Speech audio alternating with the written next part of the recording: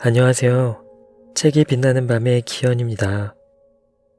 오늘 소개해드릴 책은 김범석 작가님의 어떤 죽음이 삶에게 말했다 라는 책입니다.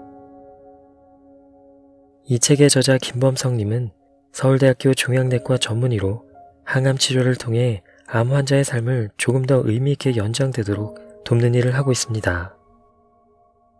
죽음, 누구나 마주하게 될 두려운 것이죠. 죽음 뒤로 놓고 가야 할 것들이 있기에 사람은 쉽게 생의 마지막을 받아들이지 못합니다. 작가님은 저마다의 사연으로 죽음을 맞이하는 많은 사람들을 보며 죽음을 어떻게 대해야 하는지, 또 남겨진 삶은 어떻게 살아야 하는지 고민하고 또 고민합니다. 여러분들도 이 책을 통해 자신의 죽음을 한번 상상해보고 죽음이 전해주는 인생의 의미에 대해 생각해보는 시간이 되시길 바랍니다. 특별하고 위대한 마지막. 월급날이 삶의 낙인 밥벌이 의사이고 여전히 흰 가운의 무게가 버거운 미숙한 의사이지만 의사가운 못지않게 그 무게를 느끼는 것이 하나 있다.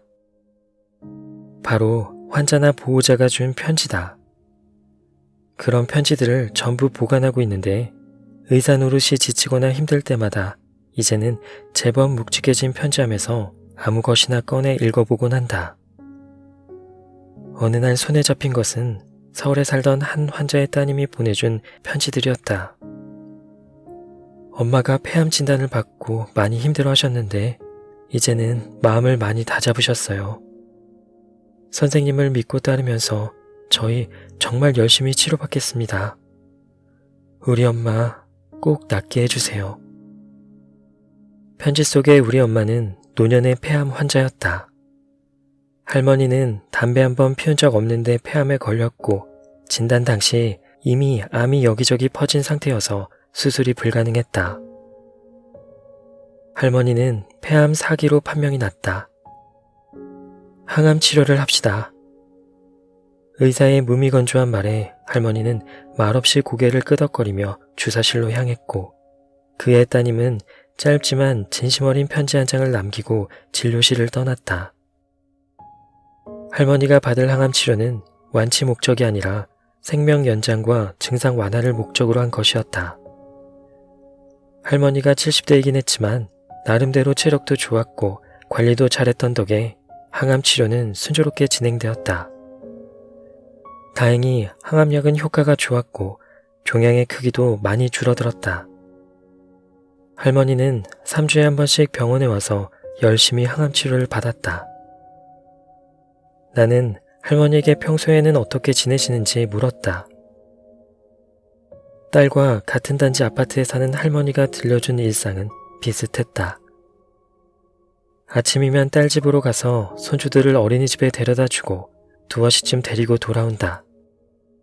그 길에 손주들과 이런저런 이야기도 나누고 가끔은 슈퍼마켓에 들러 손주들이 좋아하는 과자를 산다. 맞벌이하는 딸이 퇴근해서 올 때까지 손주들을 봐주며 간식을 챙기고 어질러진 집도 간단히 치우고 밑반찬도 해놓는다. 딸이 돌아오면 자신의 집으로 돌아가서 집안일을 하고 텔레비전을 본다. 주말에는 김밥을 싸서 근처 공원으로 소풍을 가기도 하고 딸과 북한산에 오르기도 하며 때때로 하산길의 사우나에 들르곤 한다.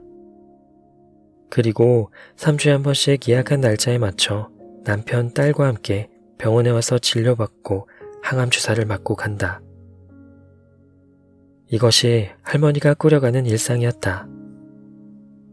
항암 치료가 힘들지는 않은지 물었을 때 할머니는 힘들기는 해도 견딜만 하다고 했다. 손주들이 초등학교 들어갈 때까지만 조금만 더 오래 살았으면 좋겠다고도 했다. 항암약이 순한 덕분에 할머니의 삶은 크게 망가지지 않았다. 항암 치료를 진행하면서 머리카락이 빠지지도 않았고 토악질도 없었다. 겉으로만 보면 암 환자인지 티가 나지 않을 정도였다. 환자 딸입니다. 엄마는 치료 의지가 매우 강해서 힘든 내색 안 하고 열심히 잘 치료받고 계세요. 일상생활도 아주 잘하고 계시고요. 다른 분들도 저렇게 잘 견디시는 건가요?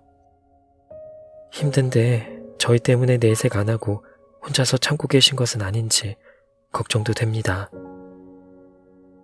할머니는 그렇게 꽤 오랫동안 항암 치료를 하면서 일상을 유지해 나갔다. 하지만 늘 그렇듯 평범해 보이는 날들은 계속되지 않았다. 지난번에 뵌 이후 컨디션은 괜찮으셨나요? 괜찮기는 한데 요즘 들어 자꾸 머리가 좀 아프네요. 그 말에 혹시나 싶어 MRI 검사를 했다. 검사 소견은 좋지 않았다. MRI 사진에는 일명 불스아인 사인이라고 불리는 뇌전이 소견이 보였다. 성난 황소의 눈알이 동그랗게 눈을 치켜뜬 채 나를 쳐다보고 있었다. 눈알들은 크고도 많았다. 급하게 방사선 치료를 했지만 소용없었다. 2달 뒤 다시 진행된 검사에서 뇌전이 소견은 전보다 더 짙었다. 황소의 눈알은 더 크게 불알이며 화를 내고 있었고 뇌척수막 전이까지 생긴 상황이었다. 방사선 치료를 했는데 효과가 좋지 못하네요. 종양은 커졌고 이제는 더 이상 치료가 어렵다는 이야기를 해야만 했다. 나쁜 소식을 전하는 일은 늘 두렵다. 한꺼번에 폭풍처럼 할 말만 쏟아내서는 안 된다. 실타래를 풀듯이 환자와 보호자가 의사의 설명을 이해했는지 확인하면서 감정적으로 동요하는 것은 아닌지 살핀 뒤에 그 다음 이야기를 어디까지 할지 결정하고 이야기를 해나가야 한다. 어느 순간 상대가 아직 더 이상 받아들일 준비가 안 된 것으로 판단되면 본격적인 나쁜 소식은 다음으로 미루기도 한다. 이때 환자의 반응은 제각각인데 가장 흔한 것은 부정, 분노, 원망이다. 내가 이렇게 열심히 치료받았는데 왜 나빠지느냐? 지난번에는 분명 좋아진다고 하지 않았느냐? 남들은 다 약이 잘 듣는다는데 왜 나만 이런 것이냐? 하는 것이다. 그런데 나쁜 소식에도 그 사실을 부정하거나 분노하거나 원망하지 않는 환자들이 있다. 솔직히 의사로서는 이런 환자들이 더 어렵다. 감정을 쉽게 드러내지 않기 때문이다. 할머니가 그런 경우였다. 나쁜 소식에도 얼굴 표정 하나 바뀌지 않고 상황을 담담하게 받아들였다. 나는 괜찮아요. 선생님이 잘 치료해 주려고 이렇게 했었는데 미안해요. 할머니는 오히려 나를 위로했다. 자신이 관리를 잘하지 못해서 상태가 나빠졌다면서 스스로의 탓으로 돌렸다.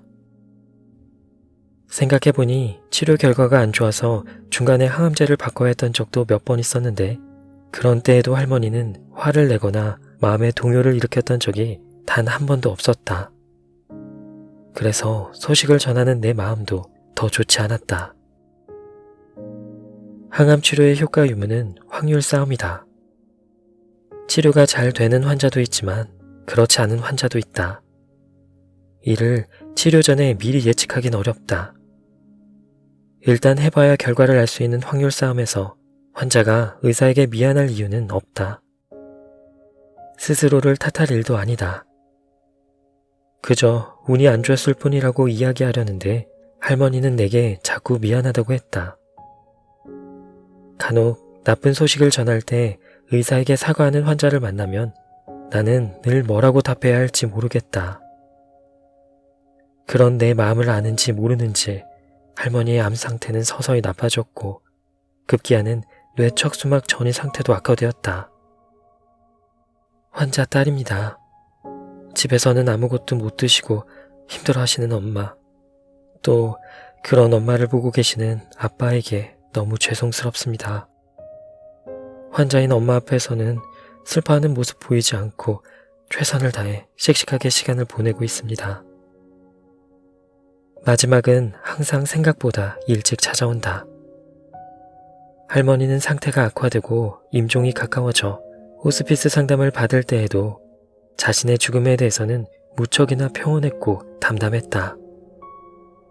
오로지 유일한 걱정이라면 자식들과 손주들이 자신 없이도 잘 살아갈 수 있을까 하는 점인데, 어차피 살면서 한 번은 겪어야 할 일이고 아이들은 씩씩하니 잘 헤쳐나갈 것이라 믿는다고 이야기했다. 선생님, 이제 엄마와의 작별의 시간이 다가오나 봅니다. 이제는 제가 엄마를 놓아드려야 하는 때가 온 것 아닌가 해요.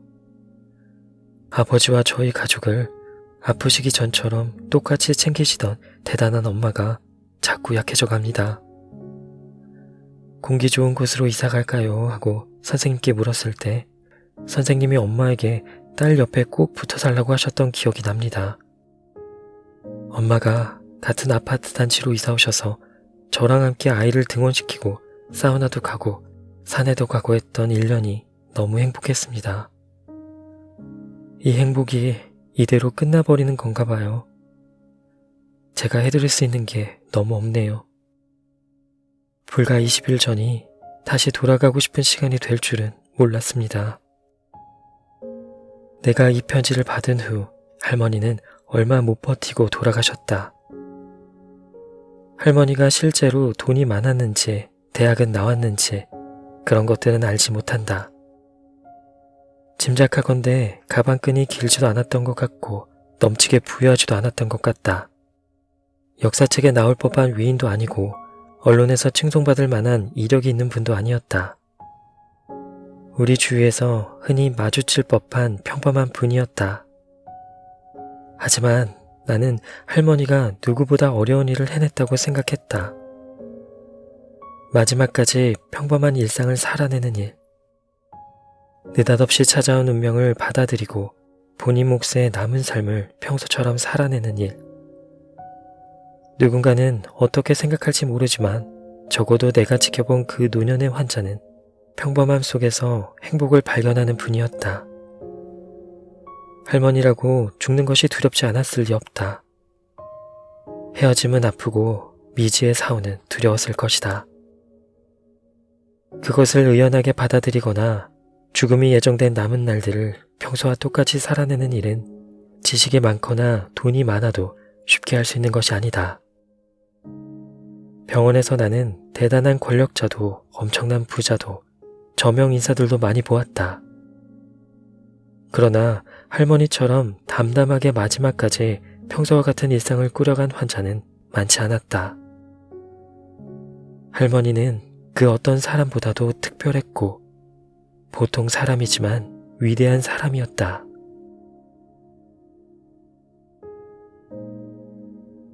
오늘 준비한 내용은 여기까지입니다. 지금까지 책이 빛나는 밤의 기현이었습니다.